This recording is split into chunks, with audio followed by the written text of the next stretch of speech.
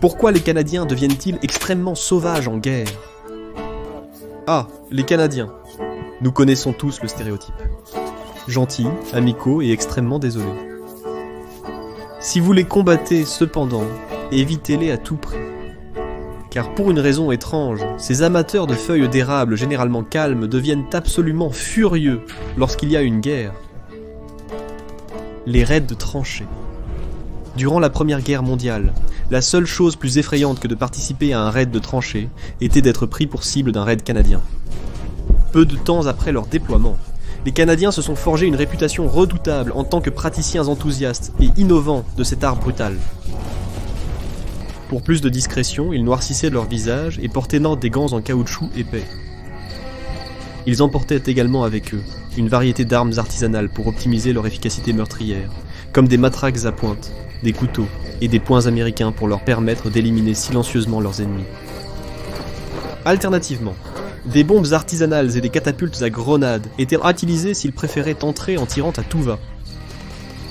En opération, les Canadiens ont traversé les tranchées si rapidement et avec une efficacité si froide qu'à la fin de la guerre, ils ont pu atteindre jusqu'à 1 km derrière les lignes ennemies.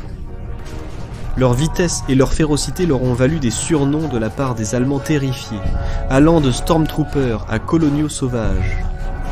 La détermination sauvage des Canadiens a été le plus démontré dans les 4 mois précédant la bataille de la crête de Vimy, lorsqu'ils ont mené 55 raids. Le plus désastreux de ces événements s'est produit en mars 1917, impliquant plus de 1300 soldats. Malgré un taux de perte effroyable de 43% et une exposition constante au gaz, un groupe de Raiders a réussi à dégager une section de 450 mètres d'une tranchée allemande. Tuer des prisonniers de guerre.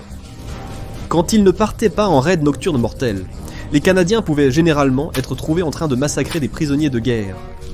Lors de la Première Guerre mondiale, certains commandants encourageaient de manière choquante le meurtre de prisonniers de guerre allemands. Avant l'attaque de la crête de Vimy, par exemple, un soldat se souvient comment un officier lui a dit « Souviens-toi, pas de prisonniers, ils ne feront que manger vos rations ». Le fait de devoir partager des approvisionnements alimentaires déjà limités était juste une des raisons pour lesquelles la plupart préféraient tirer plutôt que capturer. Mais les justifications les plus puissantes étaient la vengeance et la rage de la bataille. Dans un récit typique, un lieutenant se souviendrait comment, après avoir perdu la moitié de sa compagnie à cause des tirs de mitrailleuses, ces hommes survivants se sont précipités vers la batterie qui avait causé les dégâts pour trouver les Allemands à l'intérieur en pleurs et les mains en l'air. Inébranlables, ils ont persisté à les matraquer et à les tuer sans pitié. Un autre raconterait qu'à une occasion, un Allemand s'est précipité sur l'un de ses camarades avec une baïonnette, mais a ensuite pris peur et s'est rendu. Dans ses propres mots, notre gars ne voulait pas de ça. Il s'est jeté sur l'Allemand, encore et encore, qui à chaque fois baissait les bras et arrêtait la pointe de la baïonnette avec ses mains nues. L'Allemand criait grâce. Même si un Allemand qui se rendait survivait d'une manière ou d'une autre à sa première rencontre avec un colonial sauvage, sa vie était toujours en grand danger. À cet égard, un vétéran se souviendrait comment il a une fois été témoin de l'un de ses compatriotes canadiens, transformant un prisonnier de guerre allemand en brouillard rouge, en laissant tomber une grenade amorcée dans la poche de son grand manteau. Vivre et laisser vivre. Pendant la Première Guerre mondiale, les soldats ont mis en œuvre une politique non officielle de vivre et laisser vivre. C'était un accord tacite dans lequel les deux parties convenaient de ne s'attaquer que sur ordre. L'exemple le plus célèbre de cette inaction a été la trêve non officielle du jour de Noël 1914, où des milliers de combattants des deux camps ont échangé des cadeaux, chanté des cantiques et se sont mêlés les uns aux autres pendant quelques heures. L'année suivante, les Canadiens étaient en première ligne, et contrairement à leurs alliés, la tolérance n'était pas dans leur vocabulaire. Parmi eux se trouvaient les troupes du 3e bataillon qui étaient stationnées dans le Saillant-d'Ypres sur le front occidental. Dans l'esprit de l'année précédente, des voix provenant de la tranchée adverse leur ont souhaité un joyeux Noël, et certains des Canadiens les plus amicaux ont rendu les salutations. Après quelques minutes, des hommes des deux côtés avaient levé la tête au-dessus des abris, et un homme plus âgé et barbu agitait de manière invitante une boîte de cigares. Quelques instants plus tard, un sergent canadien a gâché Noël en abattant 2 Allemands avec sa mitrailleuse. Bien sûr, ce ne serait pas la dernière fois que les Allemands de la Grande Guerre seraient trompés en un faux sentiment de sécurité par leur impitoyable ennemi nord-américain. Dans un épisode particulièrement cruel, les troupes canadiennes ont jeté des boîtes de corned beef dans une tranchée allemande. Quand ils ont entendu leur demande pour plus, ils leur ont lancé des grenades en réponse.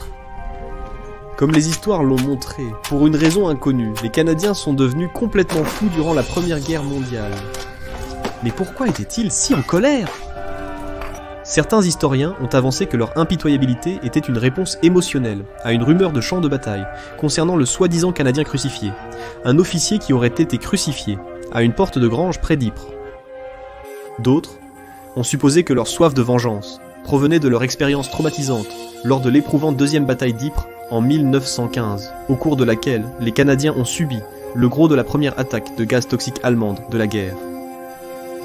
La meilleure explication, cependant, pourrait être le simple fait que les Canadiens ont été brutalisés plus que tout autre, parce qu'ils étaient toujours placés dans la première vague d'attaque.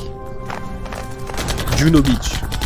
À la fin de la Grande Guerre, les Canadiens sont passés d'une force de combat relativement inconnue à l'une des tenues militaires les plus craintes et respectées de la planète. C'est avec cette réputation durement acquise qu'ils entreraient dans les champs de bataille de la Seconde Guerre mondiale pour affronter une armée allemande, renforcée par des unités d'élite portant un nom étrangement familier, les Stormtroopers. Le 6 juin 1944, les Canadiens ont rappelé à tous leur statut d'élite lorsqu'ils ont réalisé ce qui était considéré comme l'une des opérations tactiques les plus réussies du jour J. Leur objectif était de prendre d'assaut la plage de Juno, puis de s'emparer des villes de Caen et de Bayeux, avec 14 000 soldats et 1000 parachutistes. Lors de la première vague, 3000 Canadiens au cœur de Lyon se sont précipités vers les blockhaus allemands, subissant de lourdes pertes. Des chars ont suivi, détruisant la plupart des défenses de plage allemandes, permettant aux fantassins de s'infiltrer et d'entamer les combats rapprochés. De manière impressionnante, ils ont sécurisé leur première voie de sortie de la plage à Courcelles en moins de 2 heures. À la fin de la journée, Courcelles-sur-Mer, Saint-Aubin-sur-Mer et Colombier-sur-Seulles étaient et tout tombés, et le régiment de chars des premiers hussards se trouvait à l'intersection de l'autoroute Caen-Bayeux, ce qui en faisait la seule unité alliée le jour J à atteindre réellement son objectif final. La Brigade du Diable. Pendant la Seconde Guerre mondiale, les Canadiens se sont distingués non seulement en tant qu'infanterie fiable, mais aussi en tant que commandos qualifiés dans une unité américano-canadienne appelée la Première Force de Service Spécial, mieux connue sous le nom de Brigade du Diable ou les Diables Noirs. La Brigade du Diable a été formée en juin 1942 et n'a accepté dans ses rangs que des individus déjà bien familiarisés avec la survie et la vie en plein air. En conséquence, d'anciens skieurs, parachutistes, chasseurs, bûcherons, trappeurs et gardes-chasse constituaient la majorité de son personnel. Ces hommes durs et robustes ont été transformés en machines à tuer grâce à un régime d'entraînement brutal qui impliquait des marches rapides de 100 miles et une formation spécialisée avec toutes sortes d'armes, d'explosifs et de véhicules.